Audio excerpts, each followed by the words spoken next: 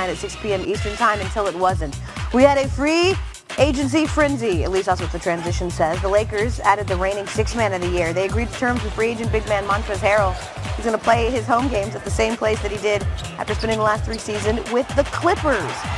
As for those Lakers, they agreed with Harrell not long after Dwight Howard agreed to a 1-year deal with the 76ers. Our Bobby Marks reports that deal is for the veteran minimum exception of $2.6 million.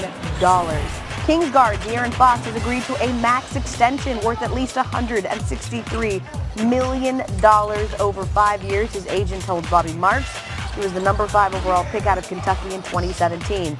Veteran sharpshooting forward Danilo Gallinari finalizing a 3-year, $61.5 million deal with the Atlanta Hawks. His agent of CAA Sports tells ESPN's Adrian Wojnarowski, and Steven Adams is headed to New Orleans as part of the Drew Holiday trade.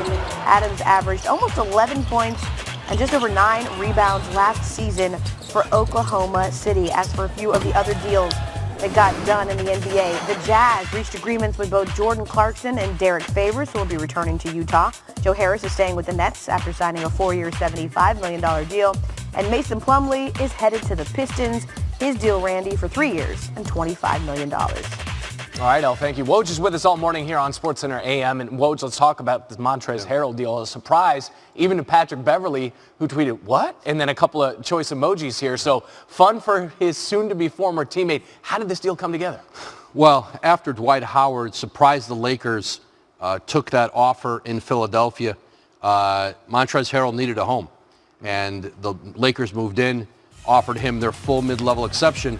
So now he'll go from being, playing that six-man role in with the Clippers to perhaps now the starting center for the Lakers. That's one heck of a lineup they're building, continuing to build with the Lakers there. And one deal that El told us about is the Drew Holiday deal and how Steven Adams moves to the Pelicans as a part of that. What more can you tell us about behind the scenes with a move like this? Well, you've seen now Oklahoma City has moved toward a full rebuild. They traded Chris Paul.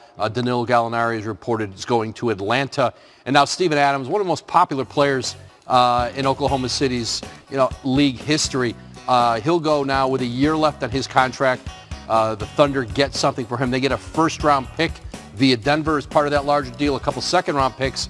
And Steven Adams will anchor that back line for Stan Van Gundy in New Orleans with a lot of young players, few better influences, locker room, and a player who can still play at a very high level. Talk about building a culture. He's a guy who can do that there for Stan Van Gundy. That's Adrian Wojnarowski with the very latest. He'll be with us all morning on NBA Free Agency. This is everything, and I'm going to tell you why.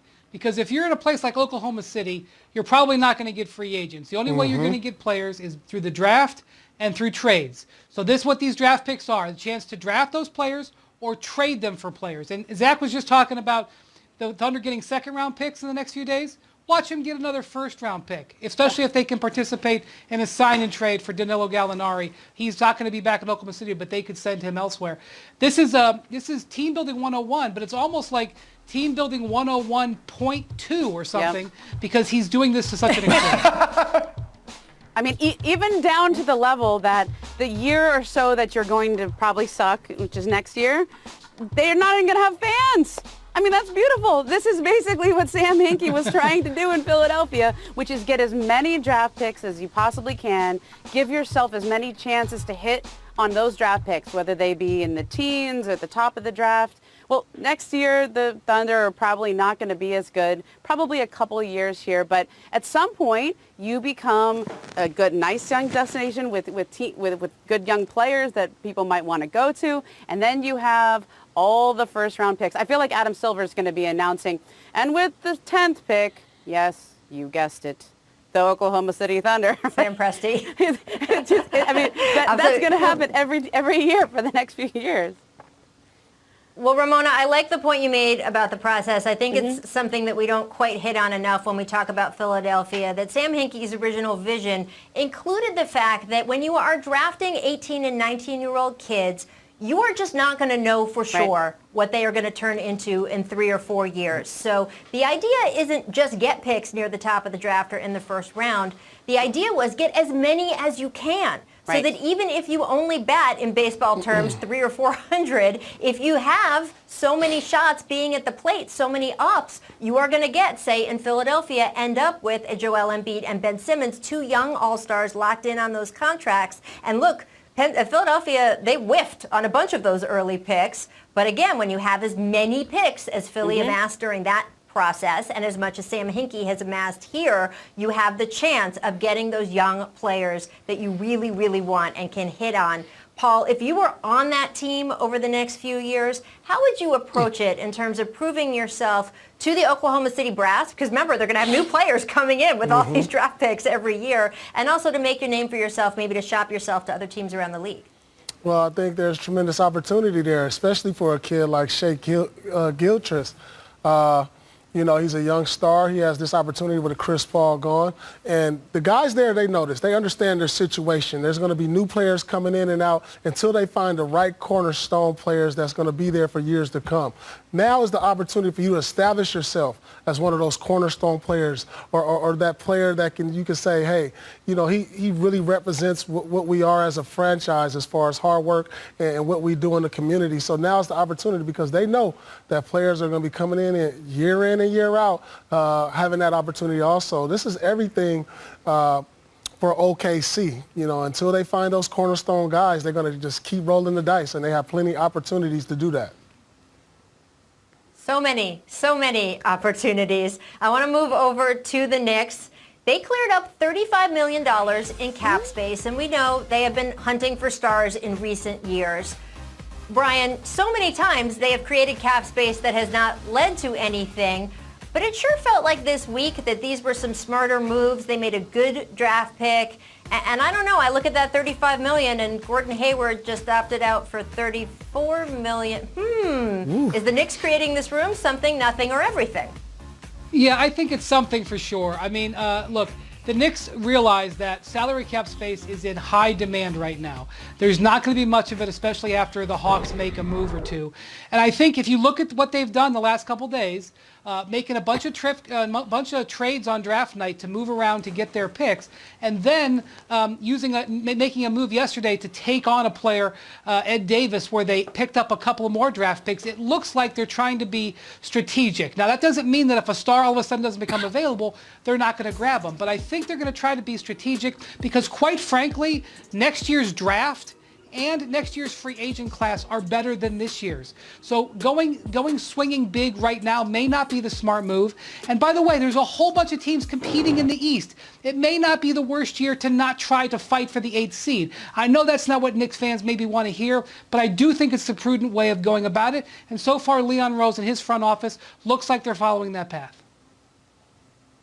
Yeah, I agree with Brian. I think the Ed Davis salary dump to get those seconds was a great move. Remember, the Knicks missed a chance to do that with Andre Iguodala last year when the Warriors needed to dump him. Memphis got a first-round pick. Detroit just got a first-round pick for taking on Trevor Ariza. I think the Knicks should look at moves like that, stockpile the draft picks. That said, the one exception that I wonder if they're thinking about is not Gordon Hayward. I'm sure they're thinking about Gordon Hayward, but I kind of like the fit of Fred VanVleet for them instead. I know Woj reported earlier he's most likely to go back to Toronto. I've been reporting that the whole time. I think that's true. I just think the Knicks, they're young players. Their growth is going to be stunted until the Knicks get a real point guard. And Frank Ntilikina has made some progress, but I think he's more a Patrick Beverley kind of point guard, like an off-ball spot-up guy than the engine of an offense. And I just think Kevin Knox, RJ Barrett, Mitchell Robinson would benefit so much from them getting a veteran, leader, selfless kind of guy. So if I were them, I would look at Fred VanVleet, but I don't know what they're going to do. They do seem to be acting prudently, which I like.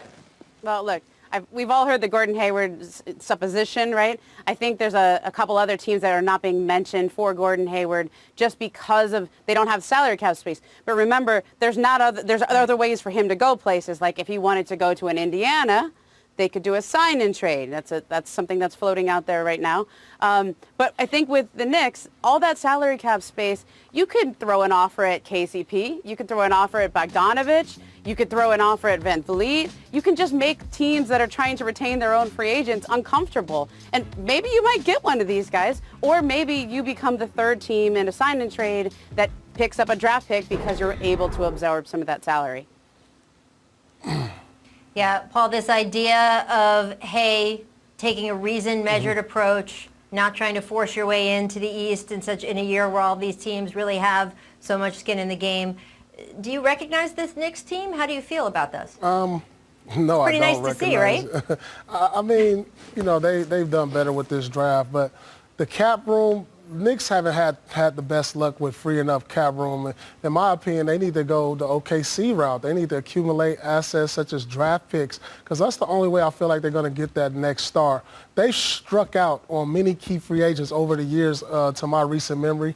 I mean, remember back in the day with all those promotions about LeBron coming to New York, Kevin Durant and Kyrie coming to New York. So having that cap room hasn't been the best thing for New York. I think it's something that's going to have to develop within the franchise, within what they have there, because the cap room has resulted for New York is overplaying guys just to patch up